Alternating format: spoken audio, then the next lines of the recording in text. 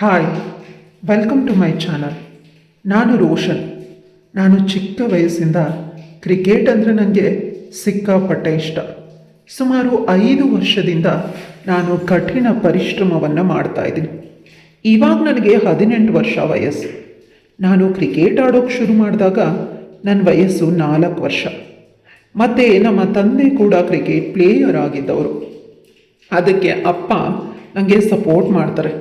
ನನಗೆ ಚಿಕ್ಕ ವಯಸ್ಸಿಂದ ಒಳ್ಳೆಯ ಕೋಚ್ ಸಿಕ್ಕಿದ್ದಾರೆ. ಅವರಿಂದಾಗಿಯೇ ನಾನಿವತ್ತು ಈ ಮಟ್ಟಕ್ಕೆ ತಲುಪೋದಕ್ಕೆ ಸಾಧ್ಯ ಆಗಿರೋದು. ನಾನಿವಾಗ ಸ್ಟೇಟ್ ಟೀಮಲ್ಲಿ ಆಟ ಆಡೋದಕ್ಕೆ ಸೆಲೆಕ್ಟ್ ಆಗೋ ಚಾನ್ಸ್ ಜಾಸ್ತಿ ಇದೆ. ಅದಕ್ಕೆ ಒಂದೇ ಒಂದು ಹೆಜ್ಜೆ ಬಾಕಿ ಇರೋದು. ನಾನು SSLC ಮಾತ್ರನೇ ಓದಿರೋದು. ಅದಾದಮೇಲೆ ಕ್ರಿಕೆಟಿಂದ ಓದೋಕ್ಕೆ ಆಗಿರಲಿಲ್ಲ. ಅಪ್ಪ ಅಮ್ಮನ ಮೇಲೆ ಅಮ್ಮ ನನ್ನ ಮೇಲೆ ದೊಡ್ಡ ಕನಸುಗಳನ್ನು ಇಟ್ಕೊಂಡಿದ್ದಾರೆ. ನಾನು ಬೆಳಗ್ಗೆ 5 ಗಂಟೆಗೆ ಗ್ರೌಂಡಿಗೆ ಹೋದರೆ ಮೊದಲು ಎಕ್ಸಸೈಸ್ ಮಾಡಿ ಆಮೇಲೆ ಬೇರೆ ಕಸರತ್ತುಗಳನ್ನು ಮಾಡಿ ಬರ್ತೀನಿ. ನಂತರ ಮಧ್ಯಾಹ್ನ ಮತ್ತು ಸಂಜೆ ಮತ್ತೆ ಹೋಗ್ತೀನಿ. ನಾನು ಟೀಮಲ್ಲಿ ಬೇರೆ ಹುಡುಗರು ಇದ್ದಾರೆ. ಅವ್ರು ನನ್ನಷ್ಟೇ ಕಷ್ಟನೂ ಪಡ್ತಾರೆ. ನಾವು ಒಂದು ಬಾರಿ ಒಂದು ಕಡೆ ಮ್ಯಾಚ್ಗೆ ಹೋಗಿದ್ವಿ. ಅಲ್ಲಿ ಭರ್ಜರಿಯಾಗಿ ಗೆಲ್ತೀವಿ, ಎಲ್ಲರೂ ಅದನ್ನು ಖುಷಿಯಿಂದ ಆಚರಿಸೋಣ ಅಂತ ಒಂದು ಕಡೆ ಹೋದ್ವಿ. ಅಲ್ಲಿ ಕೇಕನ್ನು ಕಟ್ ಮಾಡಿದ್ವಿ. ಅಲ್ಲಿ ಕೆಲವು ಹುಡುಗಿರು ಬಂದಿರ್ತಾರೆ. ಅವರು ತಮ್ಮ ಮಾಡ್ರನ್ ಆಗಿ ಬಂದಿದ್ರು. ನನಗವರನ್ನು ನೋಡ್ತಿದ್ದಂಗೆ ಕಣ್ಣು ತಿರುಗಿತ್ತು. ಅದರಲ್ಲೂ ನನ್ನ ಫ್ರೆಂಡ್ಸ್ ಕೆಲವು ಹುಡುಗರು ಅವರನ್ನೇ ಮಾತಾಡಿಸೋದಕ್ಕೆ ಪ್ರಯತ್ನ ಪಡ್ತಾಯಿದ್ರು. ನಾನು ನನ್ನ ಪಾಡಿಗೆ ಕೂತ್ಕೊಂಡು ಎಲ್ಲನೂ ನೋಡ್ತಾ ಇದ್ದೆ. ನನಗೇನು ಹುಡುಗಿರ ಮೇಲೆ ಇಂಟ್ರೆಸ್ಟ್ ಇಲ್ಲ ಅಂತಲ್ಲ, ಬಟ್ ಇವಾಗ ಅದರ ಅವಶ್ಯಕತೆ ಇಲ್ಲ ಅಂತ ನಾನು ದೂರ ಉಳಿದಿದ್ದೆ. ಆದರೆ ನಾವು ಸುಮ್ಮನೆ ಇದ್ರೂ ಬೇರೆಯವರು ಸುಮ್ಮನೆ ಇರಬೇಕಲ್ಲ ಅಂಥ ಪರಿಸ್ಥಿತಿ ನನಗೆ ನನ್ನ ಸ್ನೇಹಿತರು ತಂದಿಟ್ಟರು. ಏನೋ ಕಿರಿಕ್ ಮಾಡಿಕೊಂಡು ಆ ಹುಡುಗಿಯರ ಜೊತೆ ಜಗಳ ಮಾಡಿಕೊಂಡ್ರು. ನನಗೆ ವಿಧಿ ಇಲ್ಲದೆ ಅವ್ರ ಮಧ್ಯೆ ಹೋದೆ ಇತ್ಯರ್ಥ ಮಾಡೋದಕ್ಕೆ. ನಮ್ಮ ಜಗಳ ಇತಿಹಾಸ ಮಾಡುವಾಗ ಒಂದು ಹುಡುಗಿ ನನ್ನ ಕಣ್ಣಿಗೆ ಬಿದ್ದಳು. ಅವಳು ಬೇರೆ ಹುಡುಗಿರ ಥರ ಸಿಂಪಲ್ ಆಗಿದ್ದಾಳೆ. ಅವಳನ್ನು ನೋಡಿದ್ರೆ ಪ್ಲೇಯರ್ ಥರ ಅನ್ನಿಸ್ತಾ ಇತ್ತು. ನನಗೆ ಅವಳನ್ನು ಮಾತಾಡಿಸೋ ಆಸೆ. ಆದರೆ ಈ ರಗಳೆನಲ್ಲಿ ನಾನು ಏನೂ ಮಾತಾಡದೆ ಸುಮ್ಮನೆ ಬಂದೆ. ರಾತ್ರಿ ನಿದ್ದೆಯಲ್ಲಿನೂ ನಾನಿದ್ರ ಬಗ್ಗೆನೇ ಯೋಚನೆ ಮಾಡ್ತಿರ್ಬೋದು. ಎಲ್ಲೋ ನೋಡಿದ್ದೀನಿ ಅಂತ ಅನ್ನಿಸ್ತಾ ಇತ್ತು. ಮರುದಿನ ನಾನು ಪ್ರಾಕ್ಟೀಸ್ಗೆ ಹೋಗಿದೆ.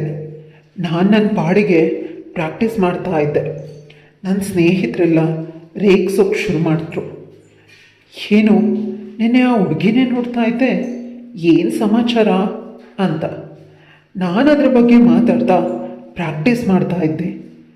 ಆ ಕಡೆಯಿಂದ ಹುಡುಗಿ ಬರ್ತಾ ಇದ್ಲು.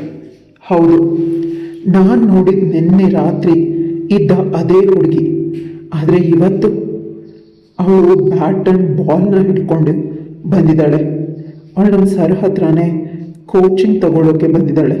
ಹೌದು, ಅವಳನ್ನು 2ನೇ ಬಾರಿ ನಾನು ನೋಡಿರೋದು. ಮೊದಲ ಬಾರಿ ದೂರದಿಂದ ನೋಡಿದ್ದೆ. ಅದಕ್ಕೆ ಅವಳು ಮುಖ ಪರಿಚಯ ಅಂತ ಅನಿಸಿತ್ತು ನನಗೆ.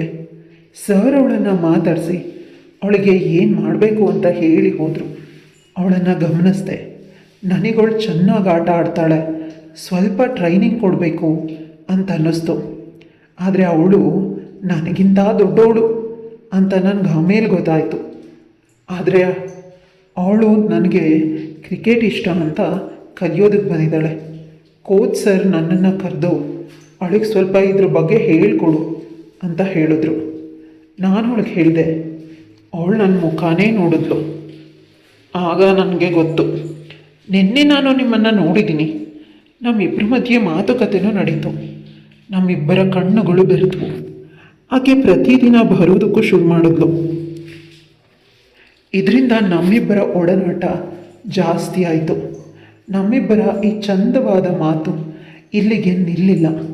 ನಾವು ಸಂಜೆ ಒಟ್ಟಿಗೆ ಕಾಫಿ ಕುಡಿಯೋದಕ್ಕೆ ಹೋಗ್ತಿದ್ವಿ. ನಮ್ಮಿಬ್ಬರ ಮಾತುಗಳು ಯಾವಾಗಲೂ ಕ್ರೀಡೆಯ ಕಡೆಗೇ ಇರುತ್ತೆ. ಯಾಕಂದರೆ ಇಬ್ರಿಗೂ ಇಷ್ಟ. ಟಿ ವಿ ಆನ್ ಮಾಡಿ ನಾವು ಕೂತ್ರೆ ಕ್ರಿಕೆಟ್ ನೋಡ್ತೀವಿ, ಯಾರು ಹೇಗೆ ಆಡ್ತಾರೆ, ಯಾವ ಟೆಕ್ನಿಕ್ ಯೂಸ್ ಮಾಡ್ತಾರೆ ಅನ್ನೋದೇ ನಮ್ಮಿಬ್ಬರ ಮಾತು. ಹೀಗೆ ನಮ್ಮ ಸ್ನೇಹಿತರೆಲ್ಲ ಒಂದಿನ ಎಲ್ಲರೂ ಫಿಲಮ್ಗೆ ಹೋಗೋಣ ಅಂತ ಹೇಳಿದ್ರು.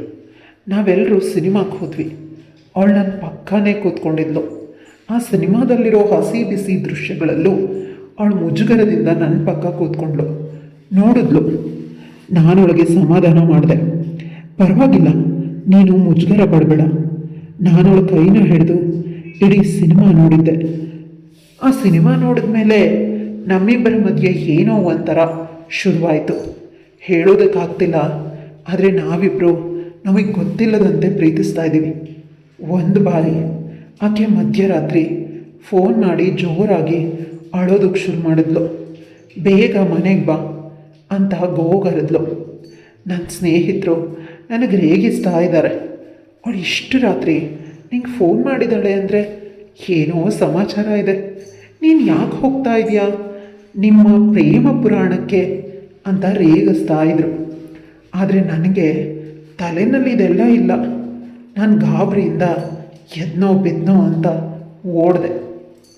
ನಾನು ನನ್ನ ಬೈಕನ್ನು ತಗೊಂಡು ಅವಳ ಮನೆ ಕಡೆ ಹೊರಟೆ. ಅವಳ ಮನೆ ತಲುಪೋವರೆಗೂ ನನ್ನ ಸ್ನೇಹಿತರು ಹೇಳಿದ ವಿಷಯಗಳು ತಲೆಯಲ್ಲಿ ಓಡ್ತಾನೇ ಇದ್ವು. ಆದರೆ ಅವಳ ಮಾತುಗಳು ನನಗೆ ವಿಚಿತ್ರ ಅನ್ನಿಸ್ತು. ನಾನು ಅವಳ ಮನೆನ ತಲುಪಿದೆ. ಅವಳ ಮನೆಯ ಡೋರ್ ತೆಗೆದಿದೆ. ಅವಳಿಗೆ ಫೋನ್ ಮಾಡಿದೆ. ಅವಳು ಸ್ವೀಕರಿಸಲಿಲ್ಲ. ನಾನು ಮನೆ ಒಳಗಡೆ ಹೋದೆ. ನಾನು ಮನೆ ಒಳಗಡೆ ಹೋಗಿದ ತಕ್ಷಣ ಮನೆಯಲ್ಲಿ ಸಣ್ಣ ಬೆಳಕು ಮೂಡಿತು. ಮತ್ತು ಜೋರಾಗಿ ಹ್ಯಾಪಿ ಬರ್ಡೇ ಅಂತ ಹೇಳಿದ್ಲು. ಹೌದು, ಅವತ್ತು ನನ್ನ ಬರ್ಡೇ. ಅದು ನನಗೆ ಮರ್ತೇ ಹೋಗಿತ್ತು. ಆದರೆ ಅವಳಿಗೆ ನೆನಪಾಗಿತ್ತು. ನನ್ನನ್ನು ಅವಳ ಹತ್ರ ಕರೆಸ್ಕೊಳ್ಳೋದಕ್ಕೆ ಅವಳು ಹೂಡಿದ ತಂತ್ರ. ನನಗಾಗಿ ಒಂದು ಜೀವ ಎಷ್ಟು ಚೆನ್ನಾಗಿ ನನ್ನನ್ನು ನೋಡ್ಕೊಳ್ಳುತ್ತೆ, ಪ್ರೀತಿಸುತ್ತೆ ಅಂತ ಅವತ್ತು ನನಗೆ ಗೊತ್ತಾಯಿತು. ನಮ್ಮಿಬ್ರಿಗೂ ಭಾವನೆಗಳನ್ನ ತಡೆಯೋದಕ್ಕೆ ಆಗಲಿಲ್ಲ. ನಾನು ಆಕೆನ ಜೋರಾಗಿ ತಕ್ಕೊಂಡೆ. Thank you so much. ನಾನು ಜೀವನದಲ್ಲಿ ಒಬ್ಬಂಟಿ ಅಂತ ಅಂದ್ಕೊಂಡೆ. ಆದರೆ ನಿನ್ನಿಂದ ಇವತ್ತು ನನಗೂ ಇಬ್ಬರಿದ್ದಾರೆ ಅಂತ ತಿಳಿತು. ನಾನು ಅವಳಿಗೆ ಹೇಳಿದೆ, ನೀನು ನನ್ನನ್ನು ಮದುವೆ ಆಗ್ತೀಯಾ? ನಾನು ನಮ್ಮ ತಂದೆ ತಾಯಿಗೆ ವಿಷಯ ತಿಳಿಸ್ದಿ. ಒಂದು 4-5 ವರ್ಷ ಆದಮೇಲೆ ಮದುವೆ ಆಗೋಣ. ಆಕೆ ಮನಸ್ಫೂರ್ತಿಯಾಗಿ ಒಪ್ಕೊಂಡ್ಳು. ಮತ್ತು ನನಗಾಗಿ ತಂದಿದ್ದ ಕೇಕನ್ನು ಕಟ್ ಮಾಡಿದ್ವಿ. ನಾನು ಅವಳಿಗೆ ತಿನ್ನಿಸ್ದೆ, ಅವಳು ನನಗೆ ತಿನ್ನಿಸಿದ್ಲು. ಅವಳು ನನಗಾಗಿ ಹೊಸ ಬಟ್ಟೆನೂ ತಂದಿದ್ಲು. ನೀನು ಇದನ್ನು ಹಾಕ್ಕೊಂಡು ಬಾ ಅಂದ್ಲು.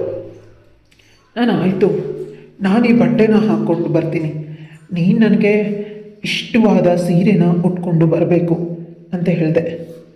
ಒಂದು 10 ನಿಮಿಷ ಆದಮೇಲೆ ನಾವಿಬ್ಬರು ನಮ್ಮ ಬಟ್ಟೆಗಳನ್ನು ಧರಿಸಿದ್ವಿ. ನನಗವಳನ್ನು ಹಸಿರು ಬಣ್ಣದ ಸೀರೆಯಲ್ಲಿ ನೋಡೋದಕ್ಕಿಷ್ಟ. ಅವಳು ಅದನ್ನೇ ಧರಿಸಿದಾಳೆ.